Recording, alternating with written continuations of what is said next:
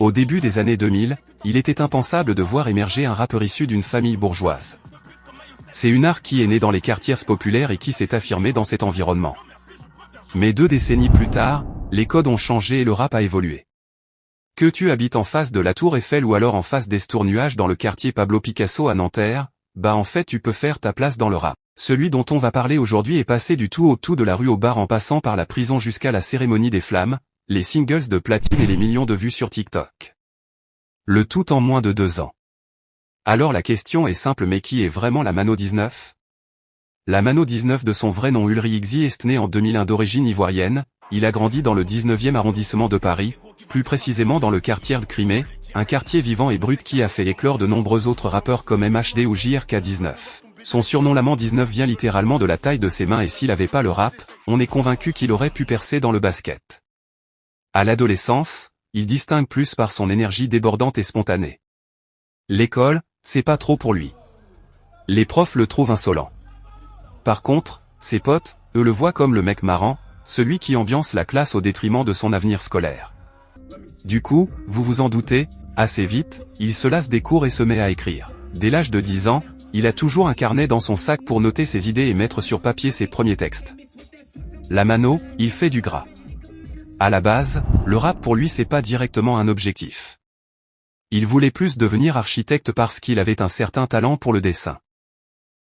Mais finalement, c'est aux alentours de la 5e où la mano va vraiment commencer à aller en studio histoire d'enregistrer ses premiers sons. Finalement, il finit par se faire virer de plusieurs établissements scolaires et est envoyé dans un internat dans 77.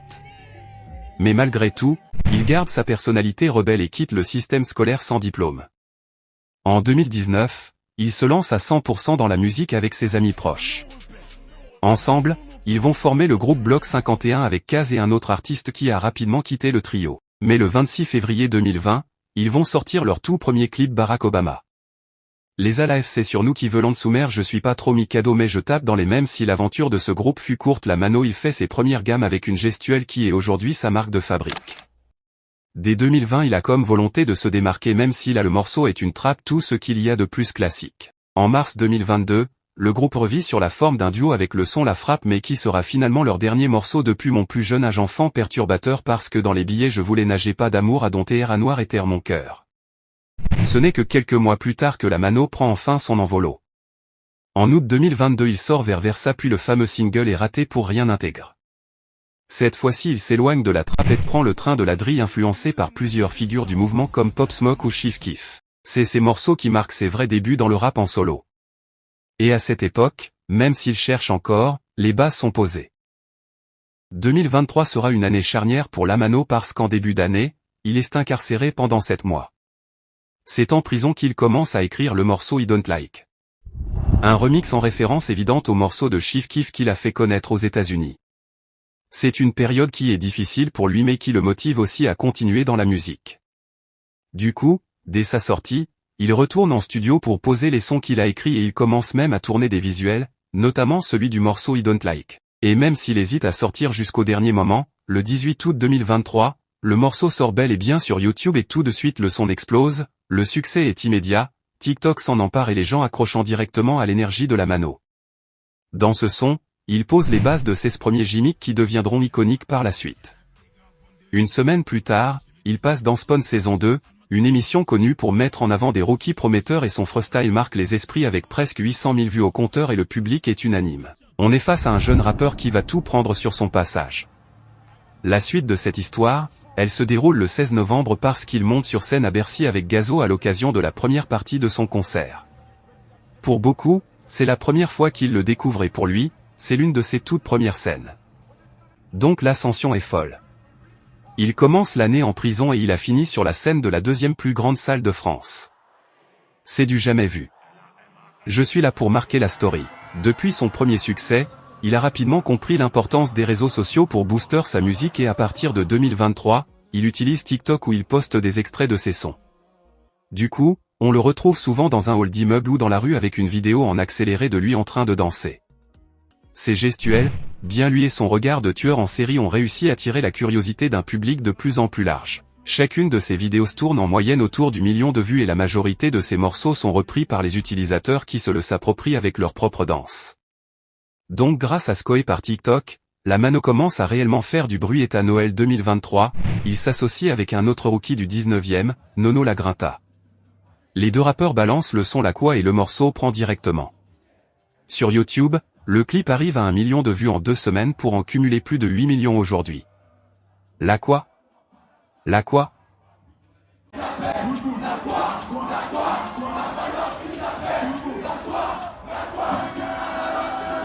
La Mano, c'est l'un des premiers rappeurs à autant mettre ses propres sons en avant sur son TikTok parce qu'on dénombre quand même plus de 10 vidéos qui sont faites pour son titre Sexy Woman et qui cumulent au total près de 8 millions de vues.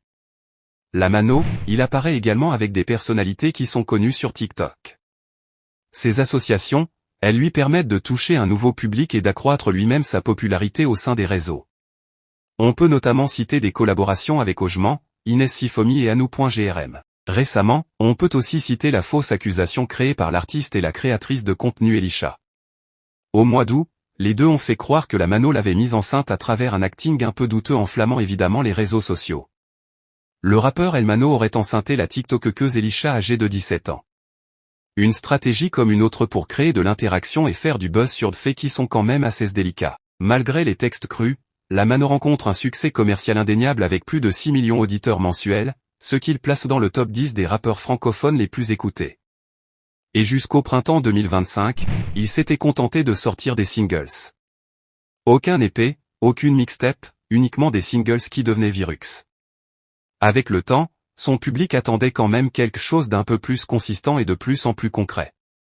Le 27 juin 2025, leurs attentes sont comblées avec le premier album d'El Artiste reprenant le titre de son premier single Raté. Cet album doit confirmer que la Mano n'est pas uniquement un rappeur à single qui enchaîne les danses dans son hall d'immeuble, mais qu'il est aussi capable de diversifier sa musique.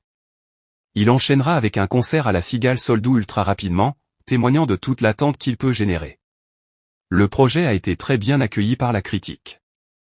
On s'ennuie pas, les morceaux sont diversifiés et les singles de l'album le font décoller. Le son crème ensoleillé avec Chacola est innovant et on assiste à un pass entre les deux artistes. Elle m'a dit « Tu fais quoi dans la vie ?» Je dis que j'étais attaquant à fou. Avec 8643 ventes en première semaine, l'album signe un départ plus qu'honorable et entre dans le top album la semaine suivante. En à peine un an, il est passé de l'ombre à la lumière. De la prison à Berre du hall de son immeuble aux Champs-Élysées avec Gims. Il a su transformer sa rage, son énergie, ses galères en musique, tendance et réussite. Pour concrétiser cette ascension, il obtient la flamme de la révélation masculine de l'année le 13 mai 2025.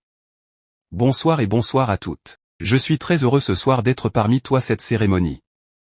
Ce qui fait la force de la Mano, ce sont pas juste ses punchlines ou des prodrills, c'est vraiment son sens du timing, son identité visuelle et sa capacité à créer des hits qui parlent à tout le monde.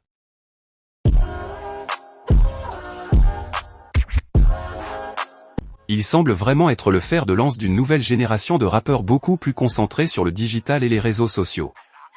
Il a compris comment capter l'attention du public et n'est pas prêt de la lâcher. Une chose est sûre, on n'a pas fini d'entendre parler de la Mano. Il devait marquer l'histoire et il est en train de le faire. Merci d'avoir suivi la vidéo jusqu'au bout. Ça nous tenait vraiment à cœur de parler de la Mano tant à marquer le paysage francophone de ces dernières années. N'hésite pas à nous donner ton avis sur la vidéo dans les commentaires. Si elle a plu, tu peux la liker et t'abonner à notre chaîne si c'est pas encore fait.